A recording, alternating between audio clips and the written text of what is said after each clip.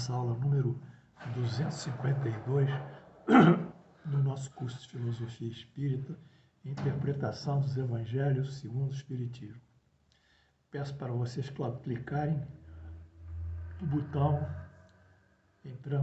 registrando-se como aluno e automaticamente recebendo as mensagens quando elas subirem para o YouTube. Bem, esse bloco que nós estamos estudando trata das bênçãos e das maldições, que eu acho importantíssimo do ponto de vista da compreensão da doutrina espírita, da sua aplicabilidade sobre esses fatos e da verdadeira representatividade da bênção e a maldição. Na aula anterior, eu vou repetir, nós dividimos esse bloco bênção e maldição, primeiro, numa seção 1 chamada Visão da Doutrina Espírita, é que eu agora estou fazendo. E uma seção 2 é um estudo teórico, a teorização da associação das ciências físicas, no caso eu peguei a física, com as qualidades morais do espírito. É um estudo teórico. E o correlacionamento dessa associação, desse modelo físico, com o modelo espiritual no caso, moral do espírito, com a sua repercussão sobre a bênção e a maldição. Então, na aula anterior, nós nos detivemos na pergunta 557 do Livro dos Espíritos. Eu vou repeti-la porque nós já interpretamos alguns trechos dela. A pergunta é a seguinte, pergunta 557. A bênção e a maldição podem atrair o bem ou o mal para aqueles que são delas objetos? Quer dizer, a bênção pode atrair o bem e a maldição pode atrair o mal? Resposta dos espíritos superiores. Vou repetir, dos espíritos superiores, não de mensagens que vocês encontram na rede social, de médiuns ou de determinados palestrantes. Resposta dos espíritos superiores. Deus não escuta a maldição injusta, e aquele que a pronuncia é culpado ante seus olhos. Como temos dois gênios opostos, o bem e o mal, pode haver uma influência momentânea, mesmo sobre toda a matéria. Então, esse trecho aqui sobre a maldição injusta, nós estudamos na aula anterior, detalhadamente. Eu gostaria que vocês, em caso de dúvida, voltassem a essa aula. E quanto também à influência do bem e do mal, nós, do indivíduo, que tem o mal e tem o bem dentro de si, nós estudamos também. Na aula de hoje, nós vamos entrar, portanto, nesse trecho, que começa com o seguinte comentário. O que diz o Espírito Superior? Esta influência, porém, só acontece pela vontade de Deus. Preste atenção, alunos, amados alunos. A influência da bênção e da maldição, como todas as influências espirituais, dependem da vontade de Deus. Deus expressa sua vontade através das leis divinas. Portanto, qualquer ação espiritual no bem ou no mal estará dependente, condicionada às leis divinas. Mais uma vez, reitera, o homem, em suas ações, aqui a repetição, encontrar-se condicionado à vontade de Deus. Mas o que é a vontade de Deus, não é? Um dia a gente pode até fazer uma especulação, o que é Deus? Né? Mas nós já sabemos que ele tem umas leis. O que é a vontade de Deus? A vontade de Deus nada mais é do que as suas leis, as leis divinas. Deus não intervém no arbítrio do homem. O homem tem autonomia, livre-arbítrio, livre escolha. Esta é a condição do seu progresso, juntamente com a encarnação. Portanto, quais são os dois veículos do progresso? A autonomia, o livre-arbítrio do espírito, do homem. O homem tem que exercer esse aspecto de determinação das suas ações, o que ele quer para ele, como ele quer para ele, como ele quer fazer as coisas para ele, é o seu livre-arbítrio. E a encarnação, que é uma vinda do Espírito à Terra para viver uma série de experiências, desde o nascimento até a sua desencarnação. Então, a encarnação é um mecanismo de exercício e de experiência do espírito frente à vida.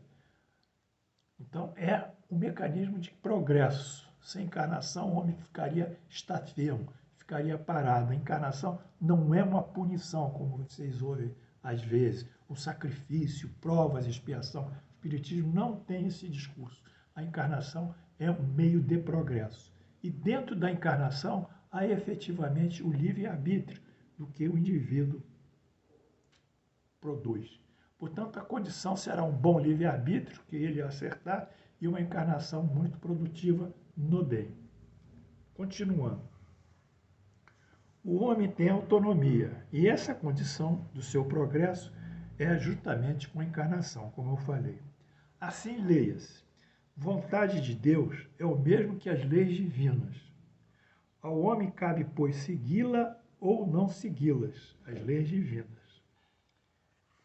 Então, quando a gente pensa num Deus antropomórfico, no Deus dos judeus, dos hebreus, no Deus do Velho Testamento, no Deus que consta em Êxodo, em Levítico, etc., em Gênesis, sobretudo em Gênesis, como Deus vai dialogando, né, com os homens de uma forma como se fosse também um homem mais velho, essa concepção o Espiritismo não adota. O Espiritismo adota as leis divinas. Essas leis divinas. Então, Deus não tem para nós uma forma antropomórfica, nem está dialogando com a gente e colocando as suas inquietudes, os seus aborrecimentos frente às nossas ações erradas, ou a sua aprovação e as suas bênçãos frente às nossas ações positivas. Não. Deus é uma lei nesse momento, para nós. O Espiritismo consigna a Deus, na pergunta número 1 do Livro dos Espíritos, como a inteligência suprema e a causa primária de todas as coisas. É uma concepção totalmente abstrata. O que é inteligência? É um veículo de solução de problemas, de equação de progressos, de aperfeiçoamento, de beleza, de perfeição, de uma busca cada vez maior da perfeição. A inteligência é algo incrível. Ela tem uma finalidade, tem um objetivo, busca sempre o melhor nos seus objetivos e soluciona as questões que são colocadas frente a ela. Isso que é inteligência. Mas a inteligência, como nós vimos em outras aulas, elas são diferenciadas. A inteligência do esportista, a inteligência do físico, a inteligência do matemático, a inteligência do músico, a inteligência do artista, a inteligência daquele que é literato, que é escritor, são diferentes formas de inteligência. Mas todas elas querem expressar uma verdade, uma condição melhor. Então, Deus, nessa concepção nossa espírita, é uma inteligência superior. E essa inteligência tem um objetivo na Terra, porque ela é a causa de todas as causas. Causa primária de toda, ela gera toda a criação. Pela inteligência, gera-se a criação. E a criação, os efeitos da criação são o quê? A natureza, o universo, o cosmos, as bactérias, a vida, a flora, a fauna, tudo. Então, nossa concepção no Espiritismo vai muito mais além desse Deus que está em cima da gente. Vai através e converge para aquilo que nós estamos vendo hoje, as leis divinas. Então, nós estamos em relação com Deus através das leis divinas. Mas lei divina não tem um busto, não é? Lei divina não tem um santinho aqui, uma imagenzinha. Lei divina não tem um espírito que fica falando em nome delas, né? As leis divinas são leis, como a física, como a química, geologia, as leis da matemática, da ciência matemática. Portanto, essa é a primeira condição. essa influência da bênção e da maldição está submetida às leis divinas. Continuamos. E ele diz aqui, e como acréscimo de prova, quer dizer, há um momento em que às vezes o sofrimento que a maldição pode ocorrer, se estiver compatível com a justiça divina, e nós vimos que ela ocorre quando o indivíduo é maligno, ele tem uma malignidade dentro dele, ele é suscetível a receber isso. Quando ele tem um sentimento de vingança por alguém, ele é suscetível a receber alguma coisa ruim, porque é a lei das afinidades. Tudo que se assemble, tudo que se junta se parece. Então, nesse momento, nós temos que entender que, por injunção de uma situação pessoal espiritual do indivíduo, que está com uma condição moral maligna, do mal, ou tem o mal em si, ou fez o mal em si, de toda forma há um mal dentro dele, como existe uma espécie de tumor dentro dele. E esse tumor, vamos supor um tumor, uma dilatação de um vaso, um aneurisma, ele pode estourar a qualquer hora e dar uma hemorragia interna para o indivíduo. Basta alguém dar um soco nele ou colocar um instrumento cortante. Então, há que ter o terreno predisposto, o terreno propício para que a força do mal se concretize. Mas o terreno predisposto revela o quê? Uma violação desse indivíduo às leis divinas. E ele tem que voltar às leis divinas. Isso nós vamos estudar. E há a ver, então, o rompimento do vaso, a agudização desse caso, dessa anemia aguda, é o retorno dele, é o primórdio, é o nascer, é o alvorecer da sua reabilitação. Bonito, né? Todo um processo dialético, construtivo, em que as coisas se movimentam sempre para frente, nunca para trás. Portanto, ele diz, como mecanismo de prova, na doutrina não existem os conceitos de culpa, pecado, débito. Por ser fundamentalmente progressista e evolutiva, considera todas as experiências e eventos como condições do progresso espiritual. É verdade. Então, na doutrina, nós não temos nem culpa, nem pecado, nem um débito frente à lei divina, como alguns falam. Nós temos experiências que vão nos levar ao progresso. E quais são as experiências? As provas, as expiações, que são os sofrimentos, e a reparação. Então, essa tríade, que são os princípios da reabilitação, que eu já falei em outras aulas, do espírito, esse princípio, essa tríade de princípios, prova, expiação e reabilitação, é que comungam para um vetor único, uma resultante que dimana o nosso progresso espiritual. Assim, quando o homem foge e transgride a lei divina, qual o trem que descarrilha? Há que colocar o trem nos trilhos, para que prossiga na sua marcha. Ora, dá trabalho colocar o trem. Trazem-se máquinas, homens, engenheiros, operários, substituem-se as peças, enfim, um grande trabalho. Porém, indaga-se todo esse esforço, muitas vezes o sofrimento, o cansaço, que se origina dessa recuperação do trem e das máquinas, e da possibilidade de o maquinista e os funcionários voltarem a trabalhar, não é digna? Não leva ao progresso? Não sobe? Não restabelece o trem na sua linha e no seu trabalho? É assim que o Espiritismo vê a prova. Muitas vezes a expiação. Tudo de um caráter assertivamente positivo. Tudo para a melhoria, para a felicidade. Ponto.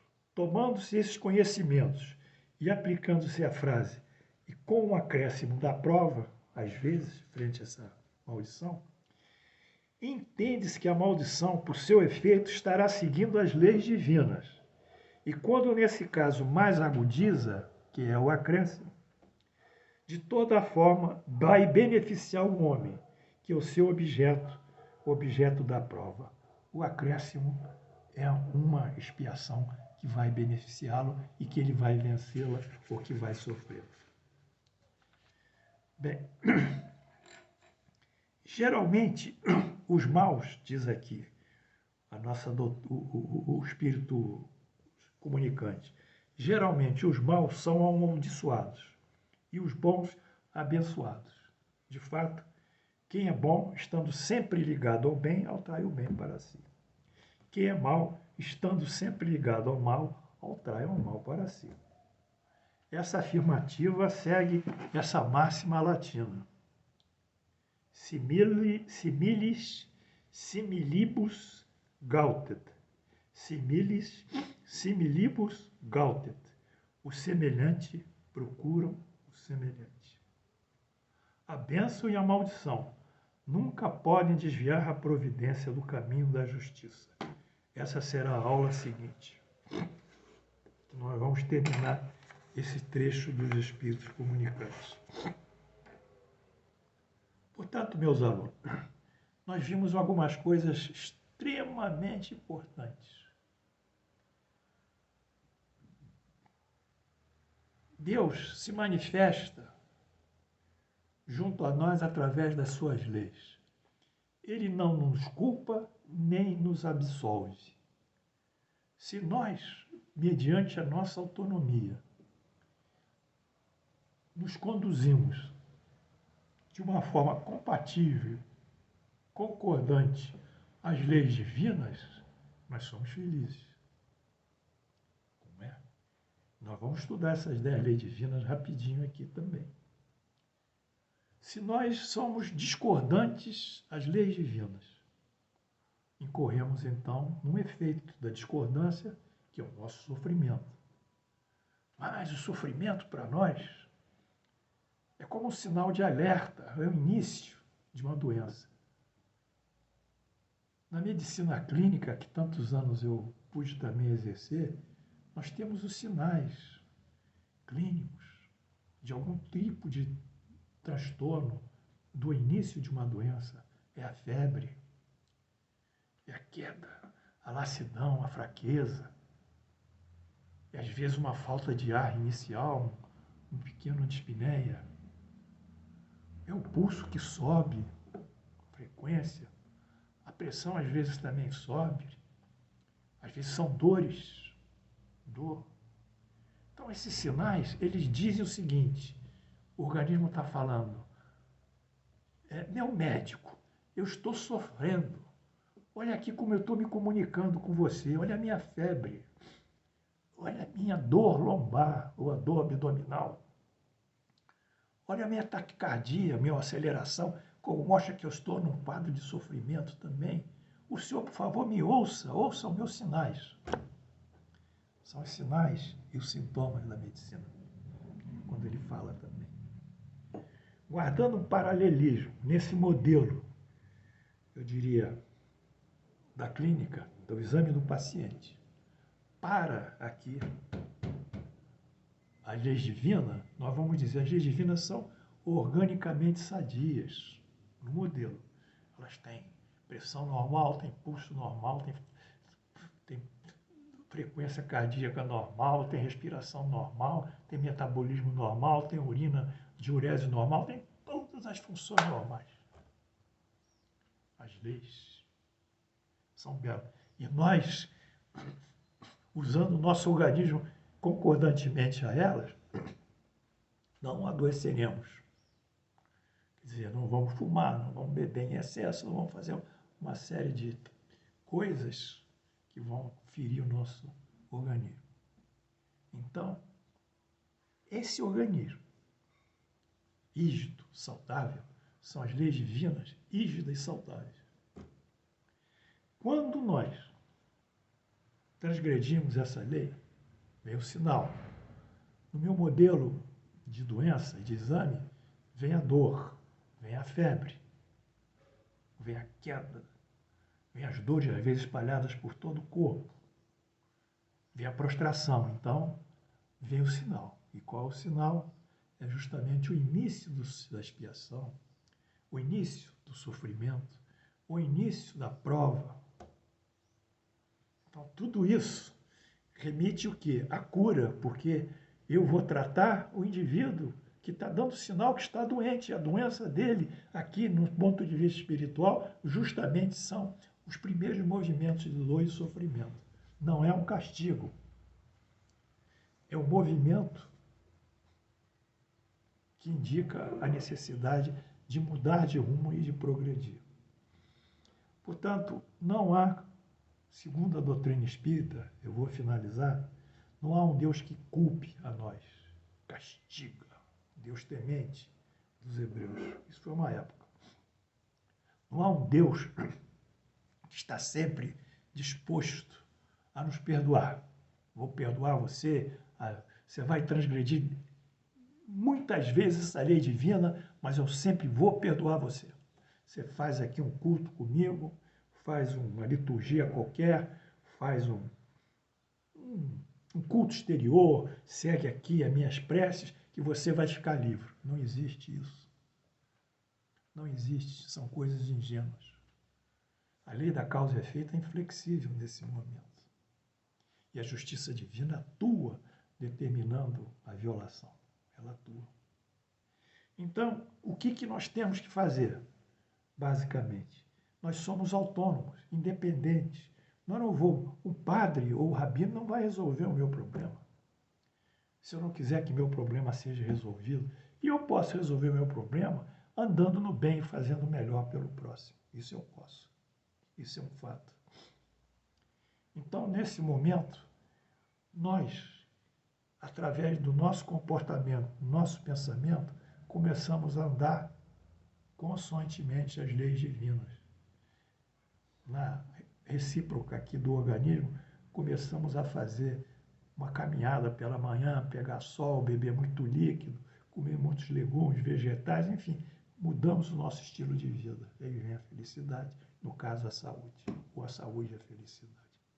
Bem, amanhã nós voltaremos, eu espero que vocês estejam felizes, porque eu estou muito feliz em passar para vocês esses conhecimentos que não são meus, são da doutrina espírita. Eu sou um professor que ama vocês e que quer fazer o melhor para que vocês sejam felizes. Que Deus os abençoe.